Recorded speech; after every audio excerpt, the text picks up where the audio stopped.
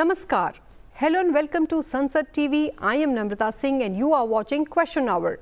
This show focuses on questions raised by the members in both houses of parliament concerning matters of national interest. In the Rajya Sabha today, members from various parties posed questions related to 15 ministries and sought responses from the respective ministers. Similarly, in the Lok Sabha, members from various parties raised questions related to 9 ministries and sought responses from the respective ministers. Now, let's take a look at some of the questions for today. Lok Sabha MP Patel Umesh Bhai Babu Bhai asked the Minister of Jal Shakti whether government proposes to supply safe drinking water in Daman and Diu, Union Territory of Dadra and Nagar Haveli and Daman and Diu. If so, details of schemes being implemented in this regard, along with the details of funds sanctioned by the government during the last 5 years. कि दीव दमन और सेलवास उनके जो LG है, उन्होंने जो आदरणीय प्रधानमंत्री जी मोदी जी ने जो यूटी का फंड भरा है, उनके लिए जो ज़्यादा पैसे का आवंटन किया है, उसी पैसे से उन्होंने 100% सभी के घरों में ये नल से जल देने का प्रबंधन हो गया है। उन्होंने हमारे मंत्रालय से पैसा मांगा नहीं, हमने देने की ऑफ़र की तो भी उन्होंने नकार दिया। उन्होंने अपने ही पैसे से जो मंत्रालय के जो नियम है उसी के मुताबिक बहुत अच्छी व्यवस्था करते हुए 100% वहाँ पर काम किया है और वो सभी सरपंचों की ओर से भी उसको सर्टिफाइड किया गया है। जो 100% काम पूरे करने वाले में ये दीव दमन ऊटी आती है। यहाँ पानी का कोई भी प्रॉब्लम या कोई भी कंप्लेंट हमारे पास नहीं है। मैंने आपको पहले भी बताया कि यहाँ पर 100% काम हुआ, मंत्रालय से कोई प्रकार का पैसा लिया नहीं गया, कोई मदद ली नहीं गई और वहाँ के जितने सरपंच हैं और सभी सरपंचों ने अपने गांव में सभी घरों में पानी मिल रहा है ऐसा सर्टिफाइड किया हुआ है। एक पहला एक यूटी है कि जहाँ पर 100% काम सर्टिफाइड भी हुआ है। आदरणीय प्रधानमंत्री जी ने 5 साल पहले इसी के कारण करीब नल द्वारा जल देने की यह योजना बनाई। मैंने अभी भी उत्तर में कहा था कि यहाँ 77% घरों में, ग्राम्य घरों में ये पानी की व्यवस्था हो गई है। सुरक्षित जल वहाँ पर दिया गया है। जल आप सुनो भाई, जल जीवन में बहुत स्पष्ट है कि योजना राज्य सरकारों द्वारा लागू की जाती है। ये राज्य सरकार की जवाबदारी है। वहाँ पर ग्राउंड वाटर अवेलेबल है या सरफेस वाटर अवेलेबल है, उसके ऊपर वो भी निर्णय करते हैं। अगर सरफेस वाटर बहुत दूर से लाना होता है तो उसका खर्चा भी ज़्यादा बढ़ जाता है, फिर भी हम उसमें कोई मना नहीं करते। टेंडरिंग भी खुद राज्य सरकार करती है। उसका डीपीआर मंजूर होने के बाद उसका जो आर्थिक सहाय और टेक्निकल सहाय वो हमारी ओर से देते हैं। Members Brijlal and Lahar Singh Siroya asked the Minister of Culture the details regarding Project Pari and whether government intends to begin similar initiatives in the future. The ministry in its reply informed the House that Project Pari or the Public Art of India is an initiative to celebrate and enhance the public art scene in India. Executed by the Lalit Kala Academy and the National Gallery of Modern Art, it coincides with the 46th World Heritage Committee meeting in New Delhi held between July 21st to 31st, 2024. Project Pari is part of continuous effort of the government in blending India's rich cultural heritage with contemporary themes in public art by providing incentives to the talented artists. It aims to stimulate dialogue and reflection through public art that blends India's rich cultural heritage with contemporary themes. More than 200 visual artists came together to create various traditional art forms, wall paintings, murals, sculptures and installations such as Fard paintings, Thanka paintings, Worli art, Gond art, Alpona art, Cheriyal painting, Tanjore paintings, Kalamkari, Pithora art, Kerala murals, etc. on different themes. This project not only highlights the aesthetics and cultural diversity of India, but also aims to enhance Delhi's visual and cultural landscape, contributing to a sense of pride and belonging within the community. Lok Sabha MP Anurag Singh Thakur asked the Minister of Micro, Small and Medium Enterprises the details of ongoing schemes, programs and new proposals under the MSME sector in Himachal Pradesh, particularly in the Hamirpur district, and the steps taken by the government to foster women entrepreneurship in the said district. तो महिलाओं के बारे में जो खास करके इन्होंने हमीरपुर जिला के बारे में और देश के महिलाओं को उद्यमियों सहित MSME की सहायता प्रदान करने के संबंध में बातें की है, उसमें हम लोगों ने कई एक काम किया है। सबसे पहले क्रेडिट गारंटी स्कीम हम लोग चलाए हैं, जिसमें सूक्ष्म लघु उद्योग क्रेडिट गारंटी फंड के माध्यम से विभिन्न श्रेणी के लोगों को ऋण 85% की गारंटी तक कवरेज करते हैं। और उसमें जहां तक आता है MSME में 500 लाख रुपए का सीमा को कलेक्ट्रल मुक्त ऋण कर दिया गया है।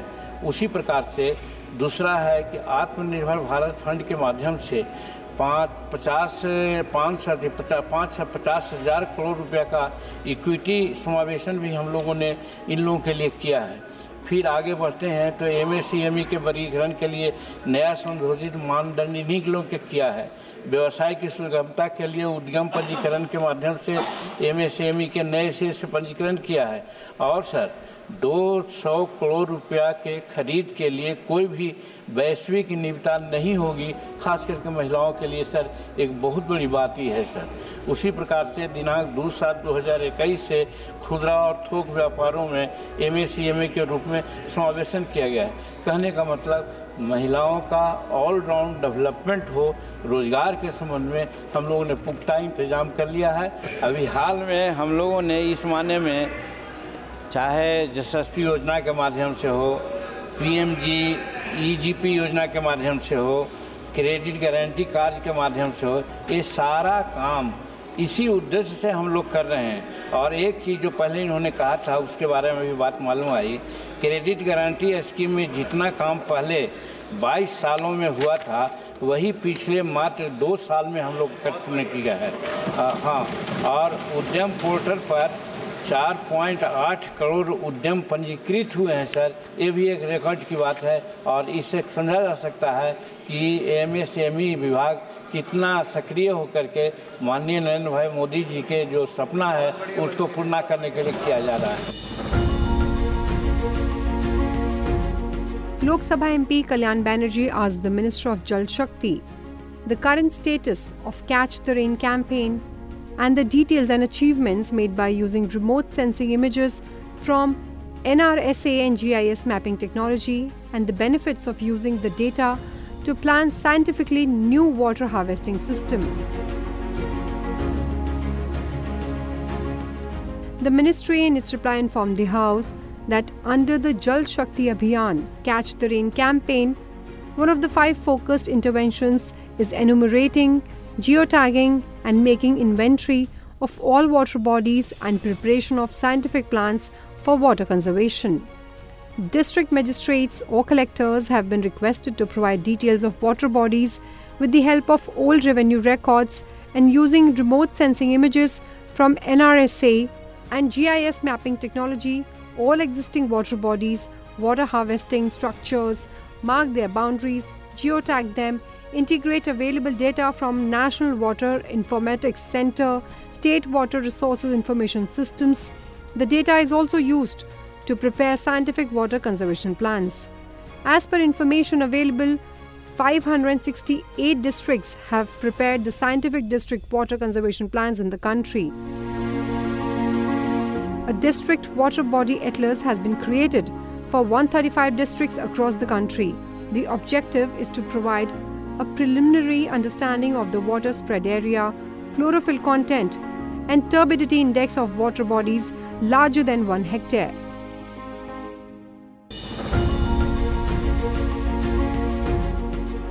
Rajya Sabha MP Narayan Das Gupta asked the Minister of Environment, Forest and Climate Change the extent of deforestation in hectares taken place in the last 10 years in the country, especially in the hilly areas, and the steps taken by the government to stop deforestation in the name of development.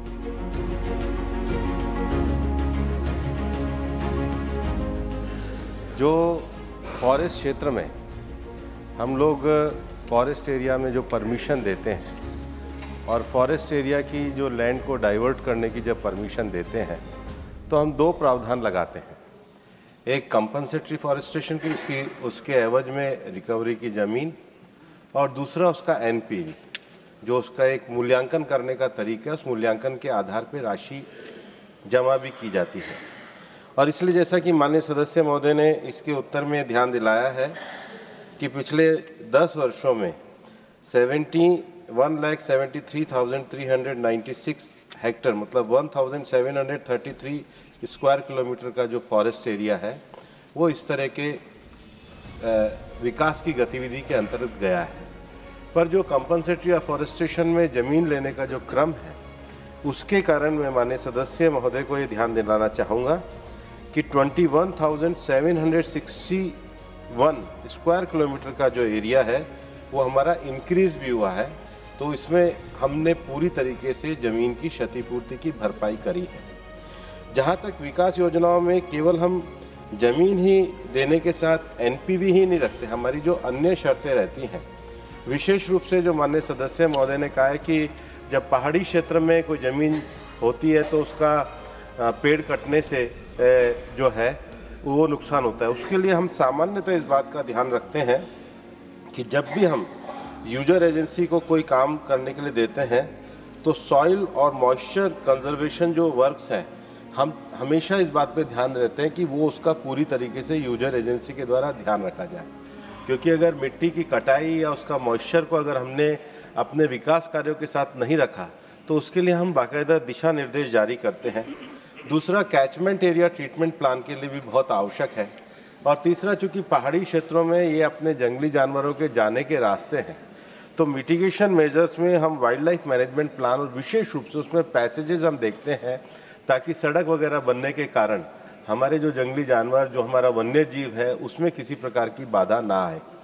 जो दूसरा एक सहायक प्रश्न माननीय सदस्य ने पूछा है कि किस क्षेत्र में कितनी ज़मीन जो है वो गई है, वो मैंने अपने उत्तर में ही कहा है।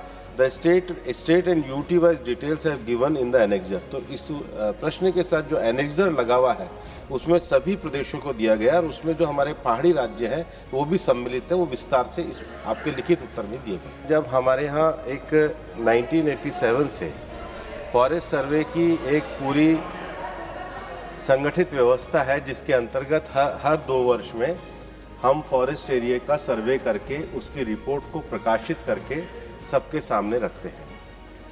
जहाँ तक उसके वर्गीकरण का विषय, हमारे जो फॉरेस्ट सर्वे की जो रिपोर्ट है उसमें dense forest, moderately dense forest और ओपन फॉरेस्ट, ये 3 कैटेगरी में हम सामान्यतः फॉरेस्ट का निर्धारण करते हैं। लेकिन इसके साथ साथ ट्री जो आउटसाइड फॉरेस्ट एरिया है उसका भी हम लोग पूरा समीक्षा करके पूरा विषय रखते हैं। क्योंकि देश के ग्रीन कवर में को प्राप्त करने का एक 33% देश का ग्रीन कवर करने का लक्ष्य जो देश के कार्बन सिंक के योगदान के लिए आवश्यक है उसका करते हैं। जहाँ तक कि जो घटनाक्रमों का विषय है, ये पूरा विषय डिजास्टर मैनेजमेंट के द्वारा देखा जाता है, स्थानीय राज्यों के द्वारा दिया जाता है। हमारा सर्वेक्षण जो है वो फॉरेस्ट एरिया के सर्वेक्षण का विषय है। उसकी जो पूरी क्वालिटी है, उसकी विशेषता है, उसकी डेंसिटी है या वो ओपन एरिया है, उसकी पूरी जानकारी का रिकॉर्ड हम रखते हैं और प्रकाशित भी करते हैं। Rajya Sabha MP Sangeeta Yadav asked the Minister of Tourism the efforts made by the government to make Atmanirbhar Bharat in the tourism sector. Whether government has drawn any roadmap for improving the domestic tourism and hospitality industry. The ministry informed the House of its initiatives towards creating Atmanirbhar Bharat in tourism sector. These include Dekho Apna Desh initiative, launched with the objective to encourage citizens to travel within the country. Formulation of national strategies for development of rural tourism, promotion of rural homestays, ecotourism, adventure tourism, medical and wellness tourism, sustainable tourism, and MICE industry. A revamped Swadesh Darshan 2.0 to develop sustainable and responsible destinations following a destination-centric approach. 29 projects amounting to 644 crore rupees have been approved under the scheme. Challenge-based destination development as a sub-scheme of Swadesh Darshan 2.0 scheme to enhance tourist experience and transform tourist destinations as sustainable and responsible destinations. National Mission on Pilgrimage, Rejuvenation and Spiritual Heritage Augmentation Drive Scheme for the development of tourism infrastructure and tourist amenities at identified pilgrimage or heritage destinations in the country. Incredible India Tourist Facilitator Certification Program, a pan-India online learning program accessible from different digital devices. The program aims to enhance overall experience of tourists by making available a pool of local trained professionals at tourist sites across the country. Conducting programs under the Capacity Building for Service Providers scheme to train and upgrade manpower to provide better service standards. 53 tourism routes are now operational under the Regional Connectivity Scheme. To ensure the quality of services and experience for different classes of both domestic and international tourists, a voluntary scheme of classification has been introduced. The scheme allows for classification and approval of classified accommodation units, travel agents, tour operators, tourist transport operators, food and beverage units, online travel aggregators and convention centers.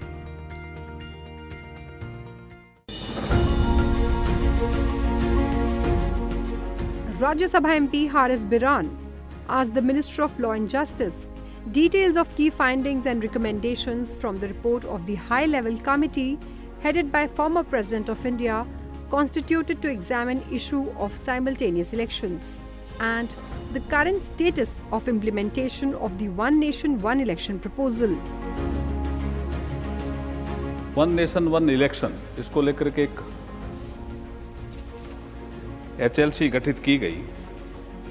उसके करीब high level committee में 191 दिन में 65 मीटिंगें हुई। उसमें कई reason आए कि अपने को वन नेशन वन इलेक्शन की ओर बढ़ना चाहिए, साइमल्टेनियस इलेक्शन कराने चाहिए। उसमें एक रीज़न ये आया कि मॉडल कोड ऑफ कंडक्ट बार बार लगने से डेवलपमेंट का काम रुकता है, और एक विषय ये आया कि खर्चा भी अधिक होता है और सुरक्षाकर्मी भी ज़्यादा लगाने पड़ते हैं बार बार।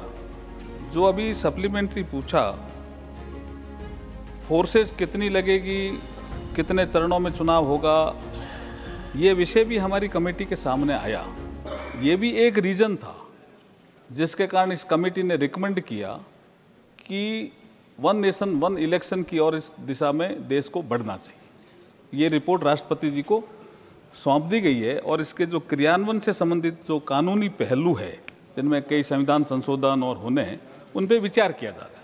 उसमें हमारी हाई लेवल जो कमेटी रिपोर्ट ने 83 जो ड्यूरेशन ऑफ लोकसभा की बात करता है, आर्टिकल 172 जो ड्यूरेशन ऑफ स्टेट लेजिस्लेचर की बात करता है, आर्टिकल 82A और आर्टिकल 3 to 4A और article 3 to 5, article 3 to 7, section 5 of the government of NCT Delhi act 1991, ये duration of legislative assembly NCTD की बात करता है। Section 5 of the government union territory act 1963, section 17 of J&K reorganisation act 2019 जैसे कुल 18 constitutional और relevant कानूनों के संशोधन के रिकमेंड किए हैं। 356 इसमें इस कमेटी ने इसमें विचार नहीं किया।